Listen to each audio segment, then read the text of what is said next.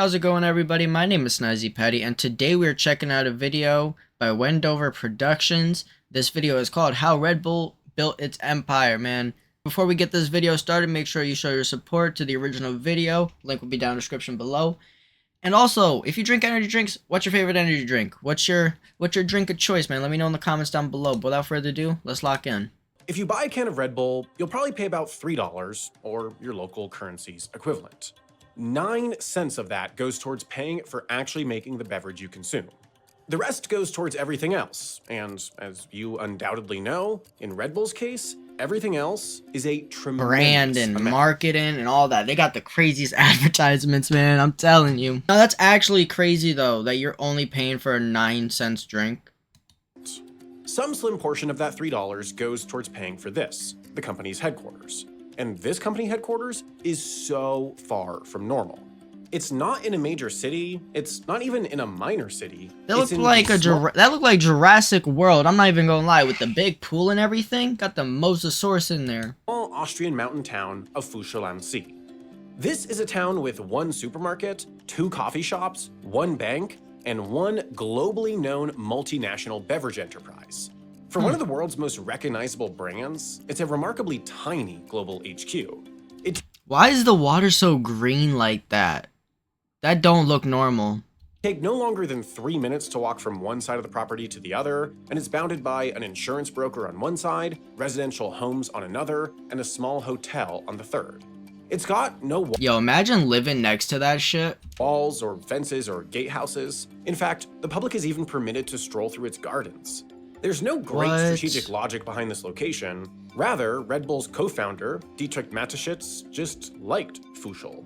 He liked the privacy it afforded and the outdoors it gave access to, and he wanted to live there. It is beautiful. The headquarters is small scale, maybe surprising compared to the global stature of the company, but less so when considering its actual operating structure. After all, at its core, Red Bull is a pretty simple company. It sells its traditional flavor, a sugar-free variant, a slightly different zero sugar version, then 14 different configurations of traditional and sugar-free fruit-flavored editions. Each of these is sold in a couple different sizes to fit different distribution channels and markets, but that's pretty much it. I'm not gonna lie, man. Hold on, ready? Where's my mouse? Where the fuck is my mouse? Jesus. Alright. I'm not gonna lie. This one right here, gas. This one, gas. Gas.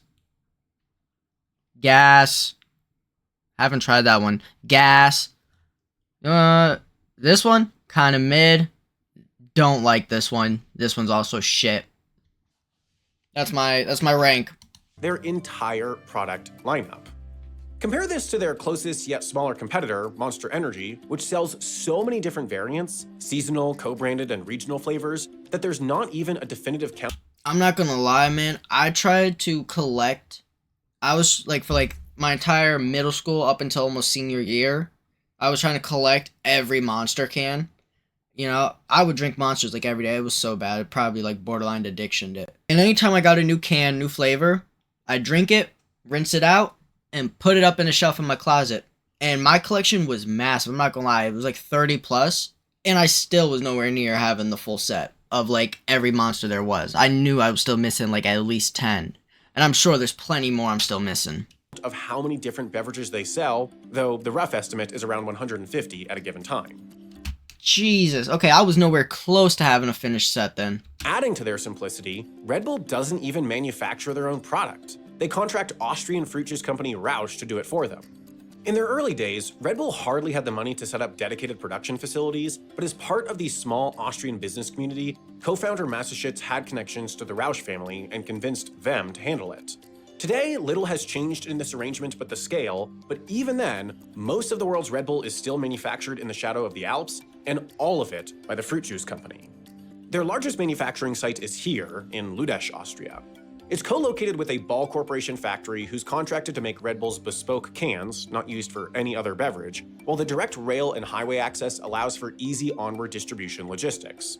A similar setup is replicated mere miles away, just over the border into Switzerland. It's got a Roush factory, a Ball Corporation plant, along with direct rail and highway access too. Until 2021, every single can of Red Bull sold These guys, they played City Skylines. They know what they're doing. anywhere in the world came from one of these two sites until the company worked with Roush to start making product in Red Bull's biggest market, the US. So the setup was replicated a third time in the outskirts of Phoenix, Arizona. Roush factory here, Ball Corporation plant here, rail access here, highway access there. Keeping a 17-product line with 2 manufacturing partners going just isn't that involved, which I'm not gonna lie, it's oddly satisfying. explains why the vast seeing it majority all of people flow at Red Bull together. do not deal with making Red Bull. Rather, they focus on what $1 of every Red Bull sale goes towards, convincing you to buy a can. From its beginning, Red Bull was more a marketing company than a drinks company.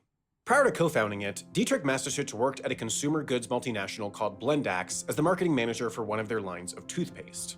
This often took him to Asia, and at the time, the 70s and 80s, energy drinks were already widespread across the continent despite being nearly unheard of in the West.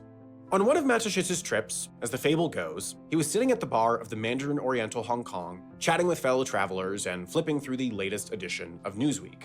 Inside, he found an article highlighting that Japan's single largest taxpayer was energy drinks manufacturer Lipovitan. Details get a bit fuzzy and conflicting on what exactly happened next, but what we know for sure is that Mateschitz hated his job, he wanted to start his own company, and these factors combined with his new awareness of the fortunes found in energy drinks brought him to TC Pharmaceutical Industries, the Thai manufacturers of a drink called Krating Dang, or in English, Red Bull. Sensing opportunity, the Austrian struck a deal with So energy drinks and Red Bull comes from Asia? See, I had figured that, it's an American thing because of how unhealthy it is. the Thai manufacturer. They'd each invest $500,000 into a new company, Red Bull GmbH, that'd reformulate and rebrand the product into one targeted at Western consumers. Krating Dang, like most Asian energy drinks at the time, was sold in small glass bottles and was intended to be consumed more as a shot. It was not about its taste, it was about its function. Mateschitz spent the next few years reformulating this baseline into a drink intended more for sipping. He wanted something that tasted less like medicine and Here comes the American side of it. Okay, never mind.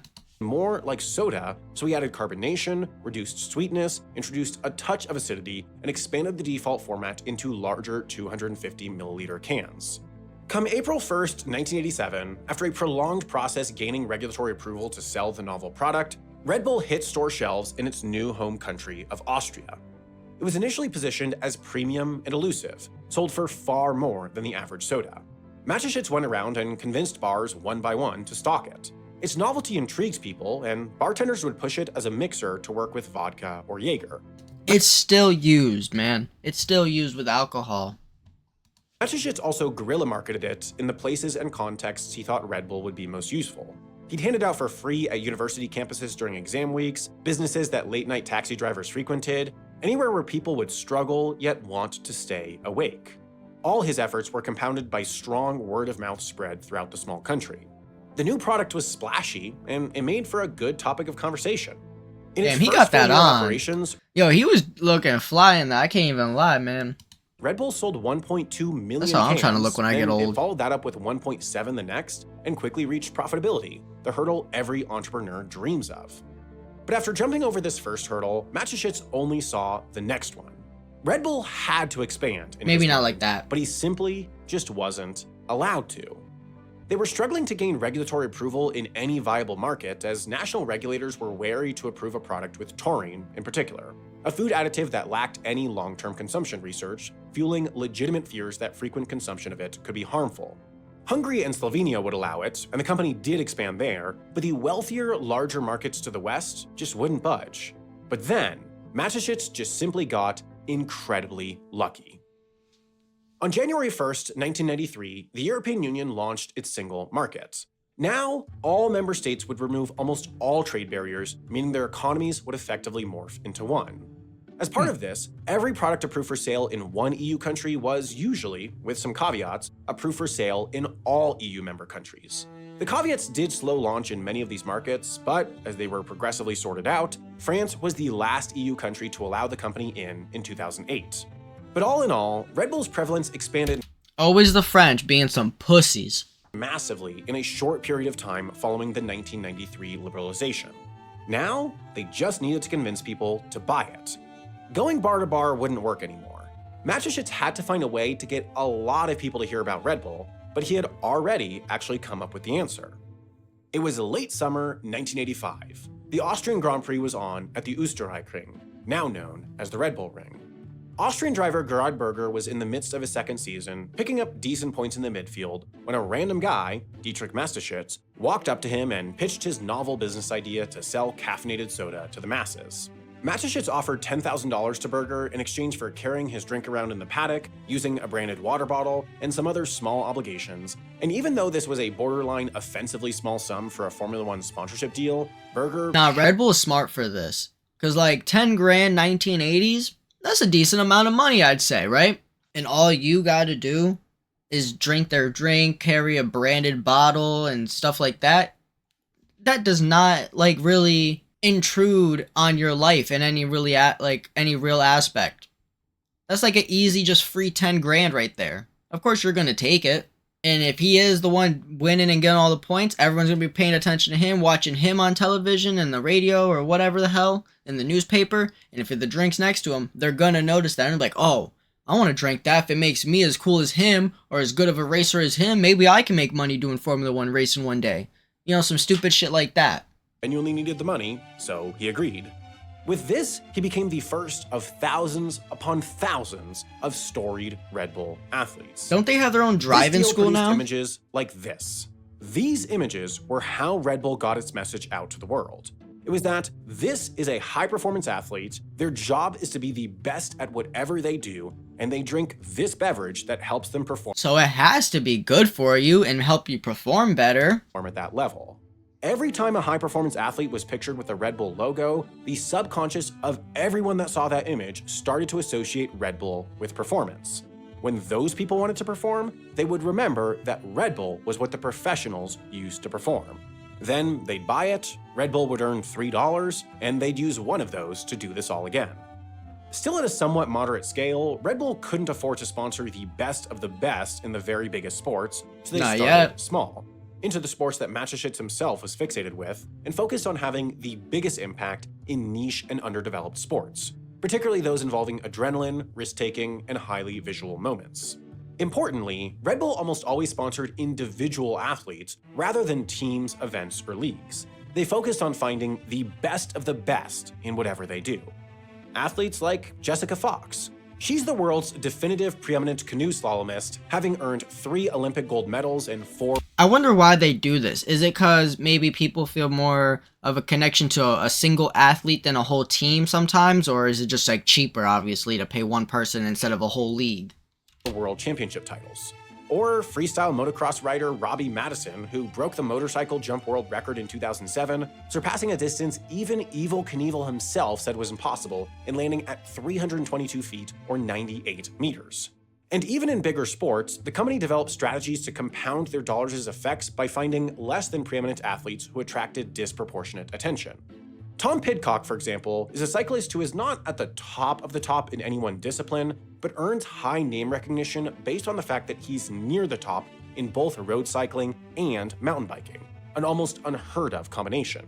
He's still crossed Tour de France finish lines in first and won an Olympic gold medal, and whenever he's contractually allowed to, he's wearing pieces of gear adorned with the Red Bull logo. In order to attract top-tier talent, Red Bull not only offered a top-tier package of living stipends, travel budgets, and entry fee reimbursement, but they also built a network of top-tier coaches, sports scientists, nutritionists, and rehab trainers housed in top-notch training centers in Austria and LA, or at well-funded training camps in whatever locations are relevant for a given sport. The degree of support their athletes get is often far, far above what is typical in the niche sports they touch. But as marketing spend grew through time, Red Bull had the ability to compound its awareness through compounding its influence in the chosen extreme, splashy, yet small sports. They started to not only sponsor individual athletes, but transform entire sports.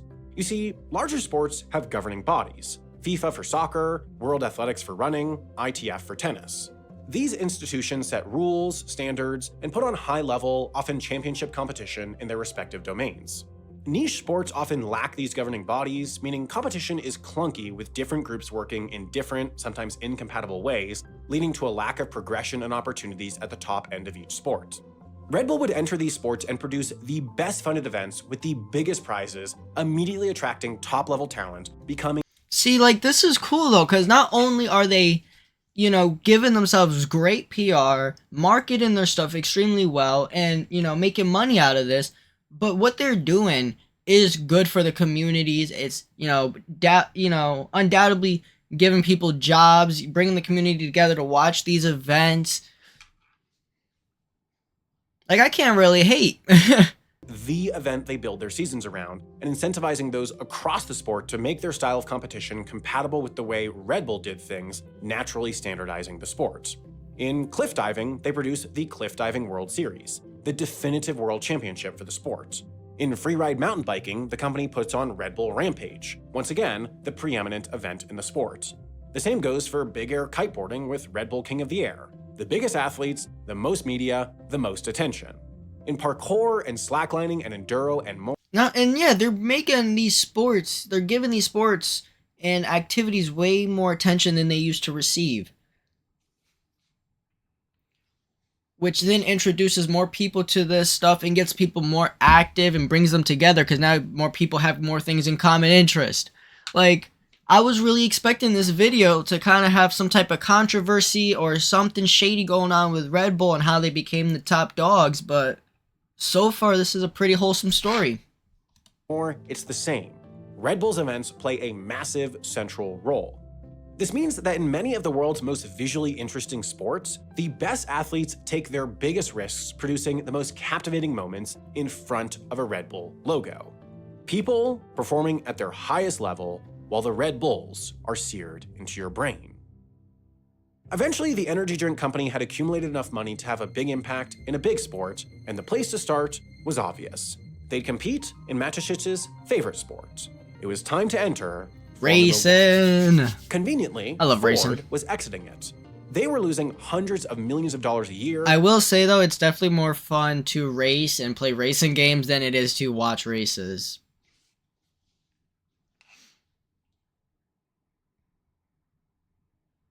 That could also be my shitty attention span talking, though. They weren't winning, and corporate just no longer considered it worth it. Being bad at making cars was not exactly a strong marketing message for a car company, so the team was slated to close up shop at the end of 2004. Formula One, the league, wouldn't automatically allow new entrants without a lengthy application process, so it was far easier for Mateschitz to buy Ford's team, and considering how much money it was losing, Ford offered it, including all its infrastructure like staff, a factory, and an engine contract, for just a single dollar. Red Bull then invested a ton of money, hired a winning combination of team principal Christian Horner and aerodynamicist Adrian Newey, and it worked. By 2009, they won their first race, and just a year after, they won both the Drivers' and the Constructors' Championships, starting a 4-year streak of winning both. Their first of 2 golden eras, the second including 4 Drivers' and 3 Constructors' Championships. I'm confused. I may have misheard something or may not have been paying attention, but who was their car? Is it Infinity? Because Red Bull obviously doesn't make the Formula One cars, right? Their cars are from, you know, the engines, and they got to be another company. I thought he just said Ford. But I'm seeing Infinity logos on the car and on the jackets of the team. Championships. While Formula One might not be the biggest sport in many countries, its uniquely global reach still makes it one of the world's very biggest spectator sports leagues, driving just a simply massive amount of attention towards the words Red Bull. And now they have Honda. When they're winning. Red Bull truly flipped the script on how marketing works. Rather than creating a fictional narrative involving their product to play on TV, they manufactured real-world moments displaying or implying their product at use. They built a global, stunningly legitimate athletics machine to manufacture moments the world would crave to see. And they managed to do so while being a legitimate force for good. Red Bull, the overall company, hardly is a net positive for the world. It's hard to find merit in driving up caffeine and sugar consumption rates. I was gonna say, don't get me wrong with how much I'm praising and glazing their shit. At the end of the day, what they are serving as a product is extremely unhealthy for us and bad for us. And the thing is, though, is like it's like cigarettes and vaping. We know it's bad for us. Some people still choose to consume it. It's their vice. And can we really blame Red Bull for doing it, though? Because, like, if they weren't going to do it, Monster would take over and somebody else would fill, like, you know what I mean? Somebody else would replace each other. But if you set the public health costs aside, there are many, many corners of the world of athletics where their influence has meaningfully improved the lives of athletes. For that, there are countless admirable, influential athletes who feel genuine goodwill towards the company. Their passions are better because of this energy drinks company. This means that plenty of people, both athletes and fans, don't think of Red Bull as an energy drinks company, they think of them as an institution. This institutionality has, for decades now, cemented Red Bull's position of market supremacy. They are the energy drinks company. Everyone else is just those who attempt to emulate. So, as many of you know, I'm pretty involved in helping run the Sponsored. Hey man, that was a great video, honestly. Like, I really enjoyed that. I might even subscribe because I definitely want to see more from them. But, hey man, you should go check them out, show them some support. After that, man, make sure to like, subscribe, and as always, I'll see you in the next video. Stay safe, stay snazzy, and stay blessed.